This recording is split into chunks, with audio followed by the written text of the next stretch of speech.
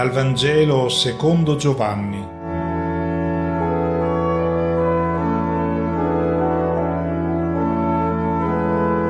Una buona Pasqua a tutti. Il brano evangelico che la liturgia oggi ci propone sembra poco in sintonia con il tempo pasquale che stiamo vivendo. Ci riporta infatti nel cenacolo durante l'ultima cena, nel momento in cui Giuda esce per andare a consegnare il maestro ai sommi sacerdoti. Noi ci saremmo aspettati un'altra manifestazione del risorto ai discepoli, invece siamo riportati nel cenacolo. Per quale ragione?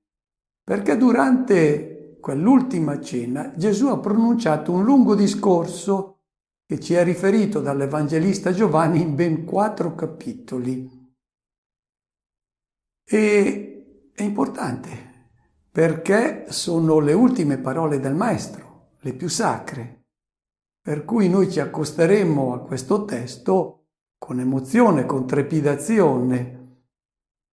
Tutti i grandi personaggi dell'Antico Testamento, prima di morire, hanno fatto un discorso in cui richiamavano l'intera opera da loro svolta, facevano raccomandazioni, promesse, davano la loro benedizione. Ricordiamo Mosè, Samuele, Davide, Giacobbe che prima di morire chiama tutti i suoi figli attorno al letto e per ognuno riserva una benedizione. Ecco, Gesù si comporta come questi grandi personaggi dell'Antico Testamento. Sa che gli restano poche ore di vita e sente il bisogno di dettare le sue ultime volontà. È il suo testamento. Quel testamento che viene aperto nel tempo pasquale, perché i testamenti vengono aperti quando la persona cara ci ha lasciato. Accostiamoci allora con emozione, con trepidazione a questo testo, perché Gesù, prima di lasciarci, ha voluto porre davanti ai nostri occhi tutta la sua storia d'amore, tutta la sua vita donata.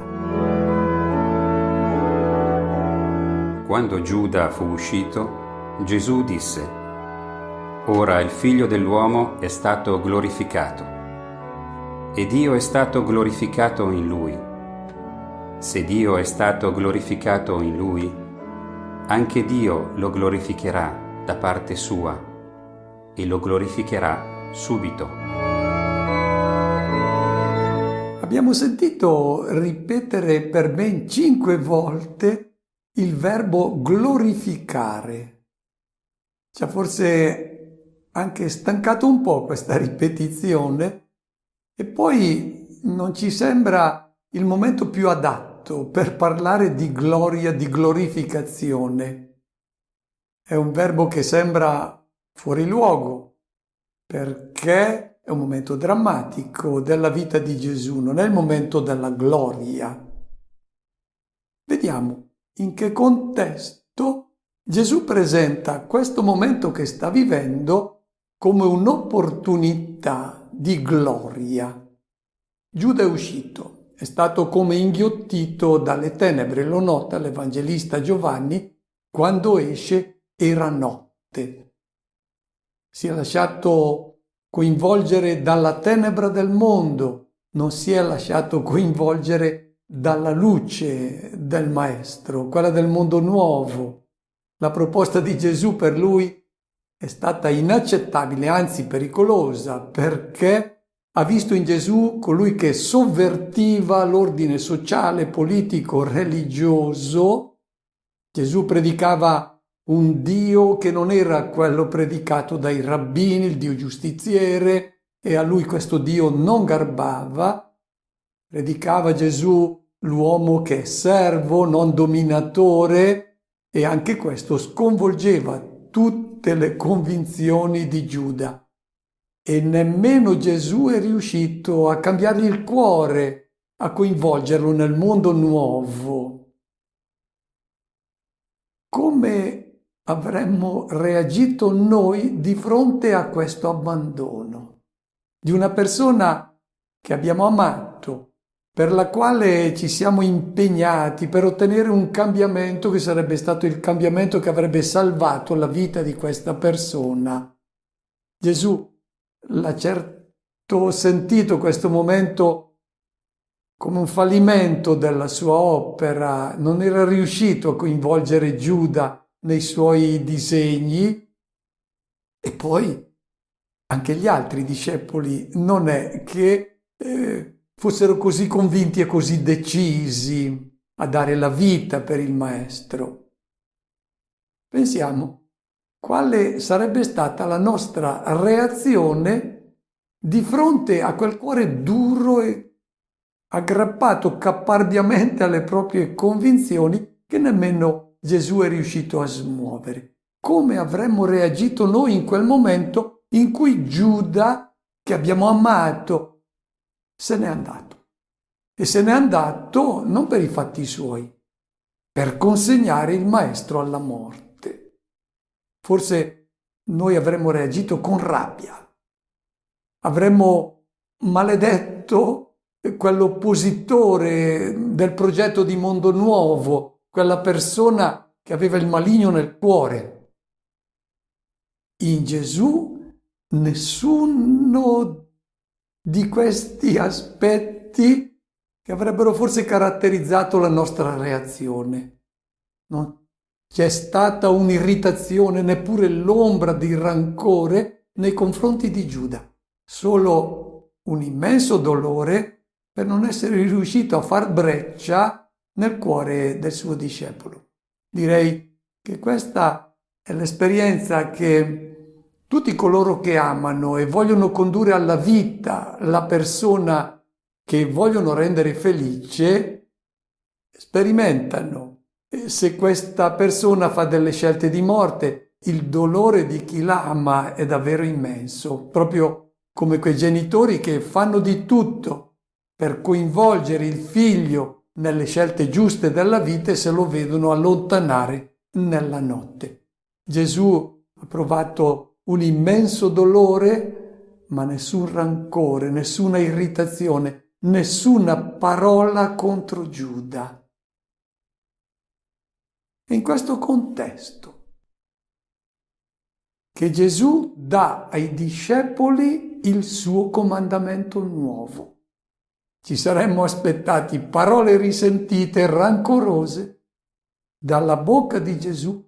Proprio in questo momento escono le più belle parole d'amore ed è il suo testamento e lui lo può dare, questo testamento, perché sta dimostrando con la sua vita che pratica alla perfezione l'amore.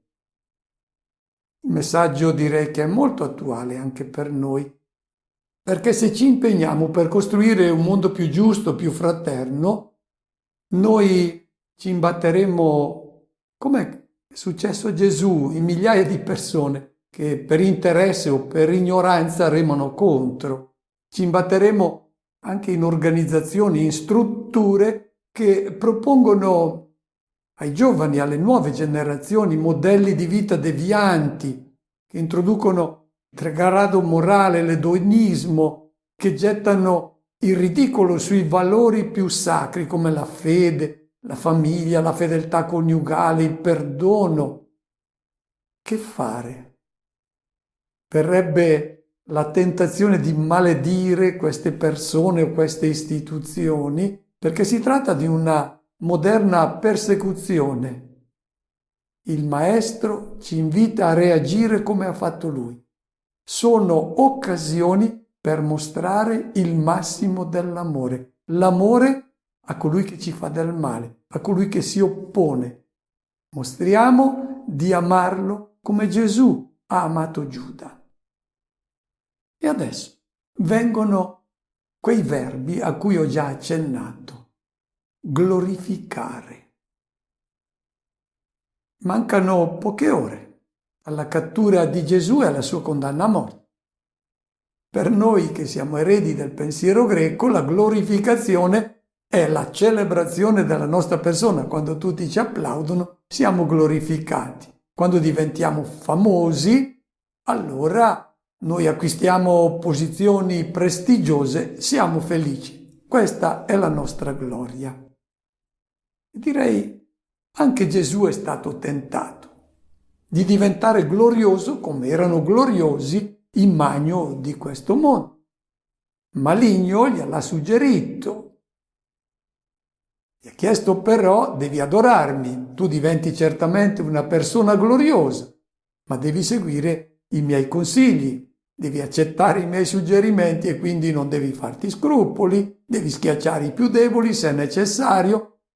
Se c'è bisogno anche di mentire, lo fai, diventi un grande personaggio, perché i grandi di questo mondo ottengono queste posizioni ascoltando i miei consigli, gli diceva il maligno. Gesù non ha seguito questa gloria, perché questa non è gloria, questa è vanagloria che poi nella storia di Dio, quella che rimane, viene spazzata via.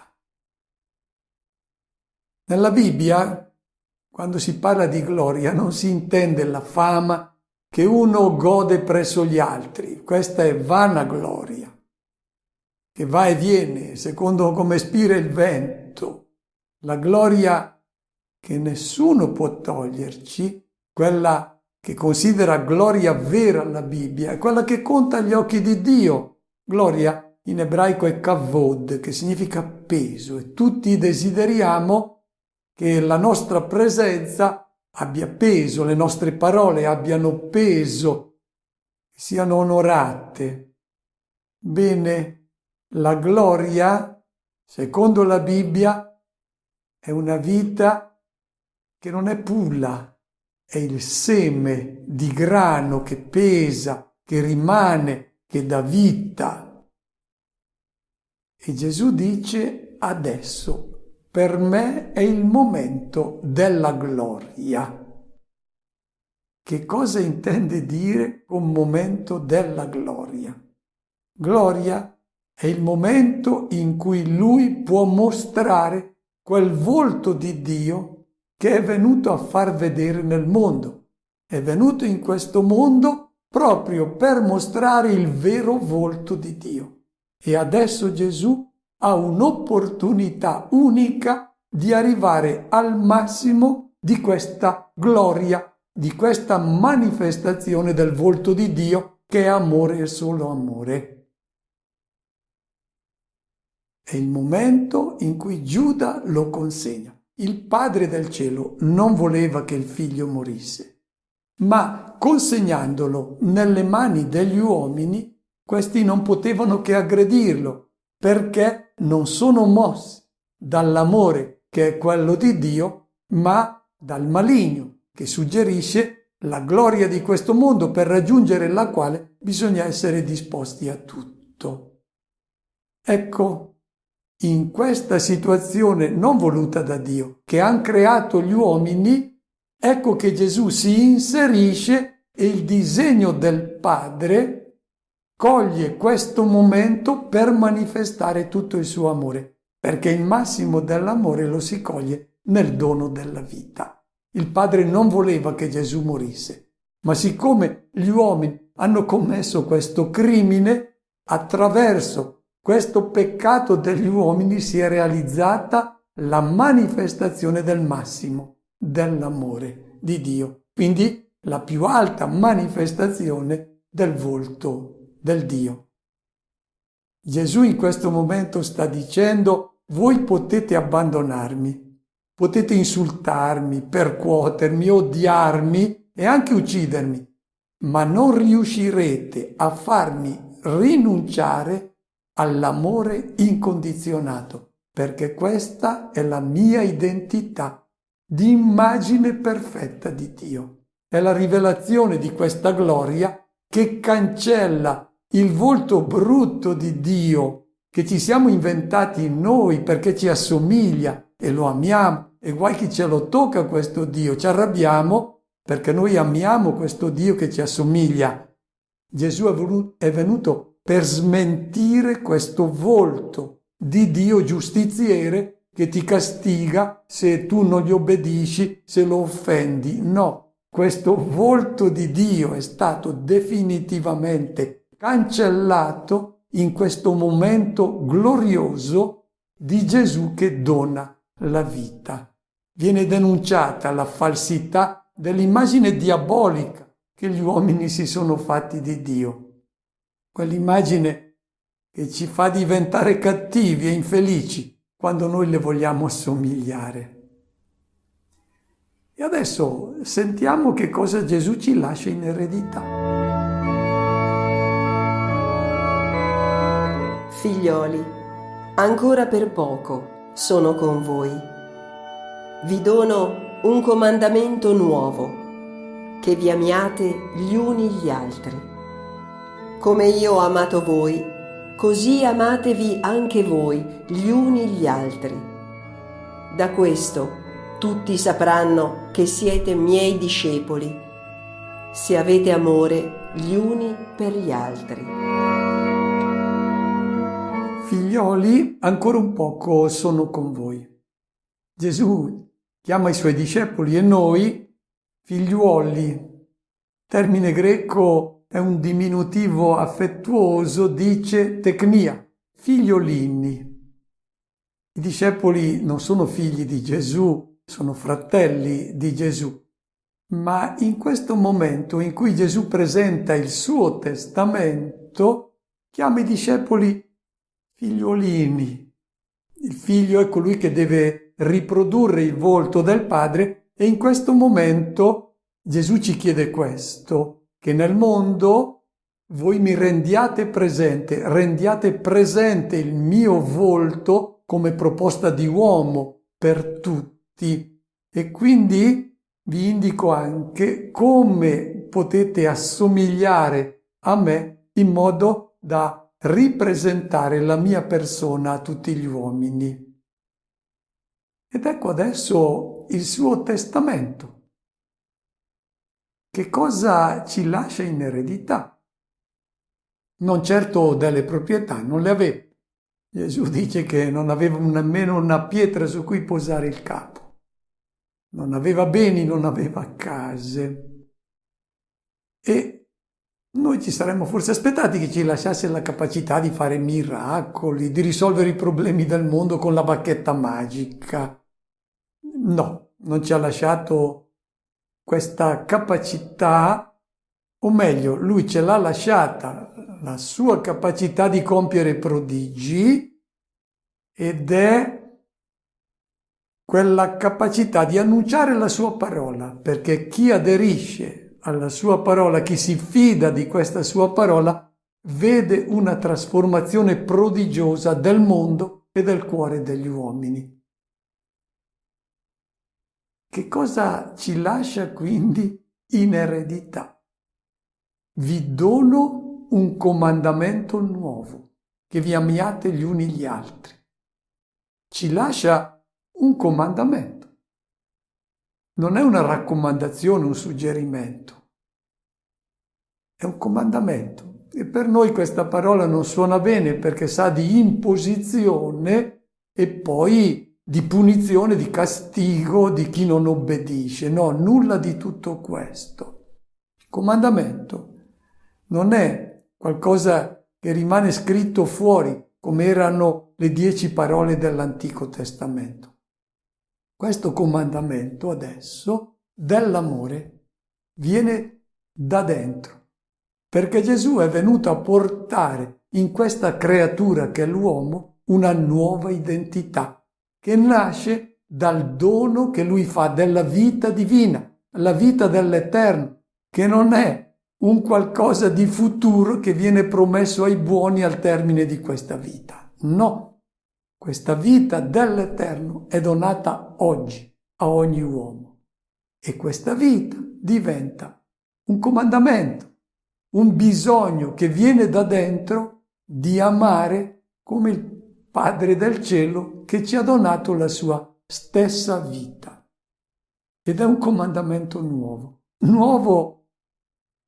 non per una formulazione che noi troviamo anche un po' simile nell'Antico Testamento, quando dice ama il prossimo tuo come te stesso, dice il libro del Levitico, che è il punto più alto a cui è arrivato l'Antico Testamento, ma anche tutti i saggi pagani hanno raccomandato questo amore al prossimo. Ricordiamo Seneca, Epiteto, Confucio, tutti questi grandi personaggi che hanno preceduto questo comandamento nuovo. Perché nuovo? Il nuovo non si oppone ad antico. L'antico è bello, più passa il tempo più ha valore. Ciò che è antico, ciò che è vecchio invece viene buttato via. Direi quello che ci è stato detto dal libro del Levitico, ama il prossimo tuo come te stesso, o ciò che ci ha detto la saggezza dei grandi personaggi dell'antichità. Non è roba vecchia, sono cose antiche e l'antico viene conservato perché ha un grande valore, ma non è definitivo, si adopera il nuovo. Quando si sente questa parola nuovo, risveglia subito l'ottimismo, la speranza.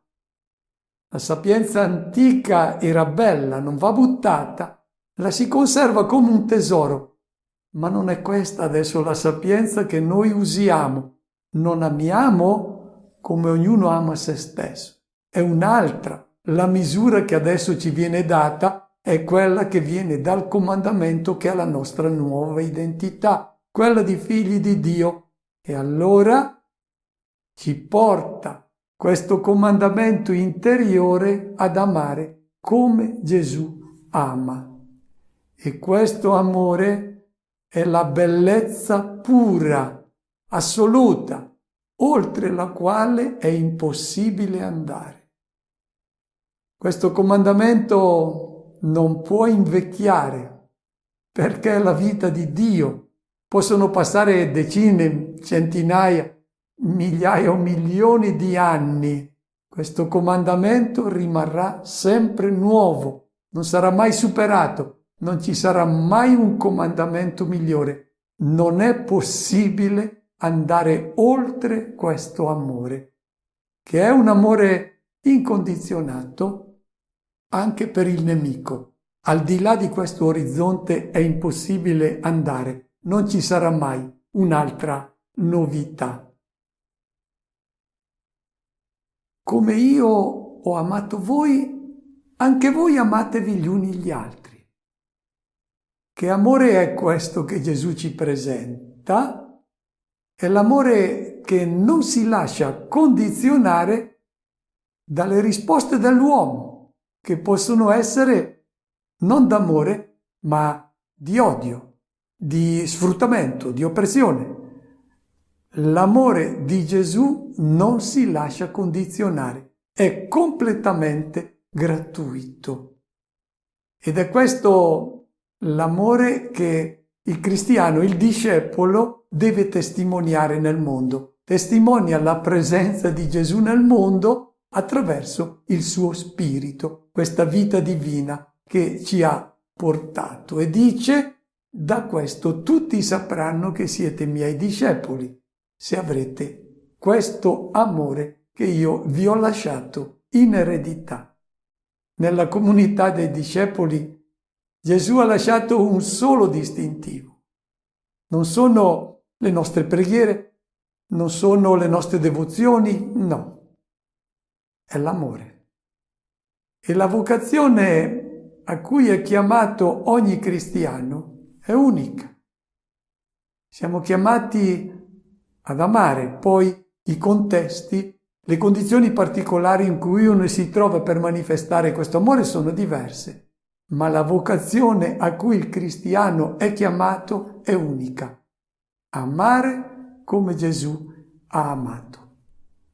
Auguro a tutti una buona Pasqua e una buona settimana.